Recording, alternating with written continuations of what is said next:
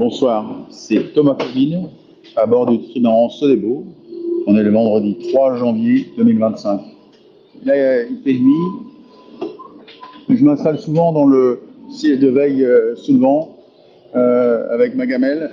Et c'est ma manière à moi de prendre un peu de recul, de prendre des décisions, de sentir les choses, d'être à la fois dedans et de prendre un peu effectivement la hauteur de quel moment on est en train de vivre et où on est et quelles décisions j'ai à prendre avec tout le monde. Mais c'est mon rôle de trancher souvent, d'insuffler l'énergie ou de réfréner quelquefois certains qui voudraient pousser plus fort ou au contraire les pousser à améliorer les choses. Donc cette orchestration, elle est pas toujours facile. Et donc je prends cette position un petit peu extérieure, même physiquement, même si je suis en plein dans le cockpit. Hein.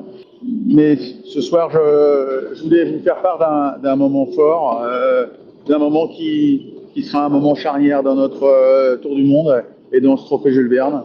Là, on était dans une problématique depuis plusieurs jours, presque une semaine maintenant, de ne plus avoir de radar.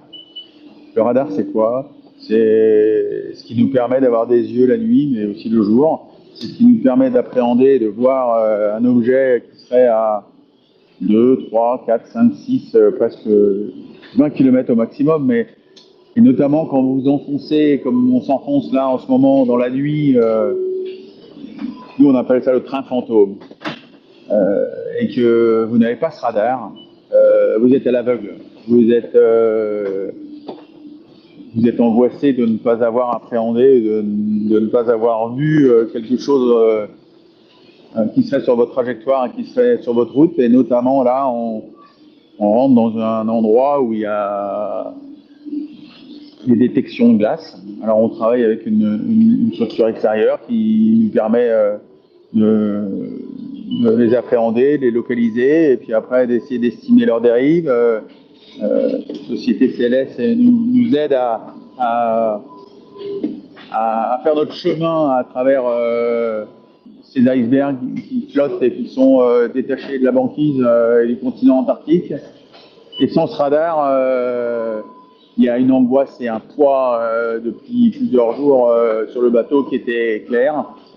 Et cet après-midi, on ne trouvait pas la panne, on ne trouvait pas exactement comment la réparer. On avait identifié à peu près d'où ça venait, d'une prise dans le mât qui était reliée au radar. Il fallait refaire un câble, trouver un câble. Et Léonard et Benjamin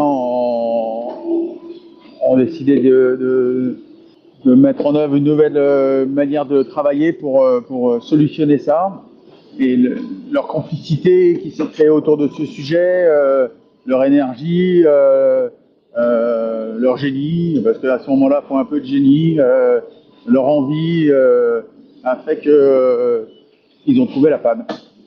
Et on a réparé ce fameux radar. Je dis on parce que c'est sûr que c'est eux qui avaient en charge de réparer ça, mais sans le fait que Guillaume, Pierre, Freddy, Nicolas, ma pomme, on continue à faire le marché de bateau pendant qu'ils étaient occupés à autre chose, cette panne, on n'aurait pas pu la solutionner. Et c'est le travail d'un seul coup de toute la symbiose, de toute la solidarité, la fraternité, c'est des mots qui sont un peu galvaudés maintenant, mais qu'on a du mal à définir. Et nous, je peux vous dire que ce soir, on l'a vécu, ça. On l'a partagé. Et ce radar, c'est nos yeux. Ce radar, c'est notre sécurité. Ce radar, ça allait déterminer aussi énormément la stratégie qu'on allait avoir pour les heures ou les jours qui viennent. Donc,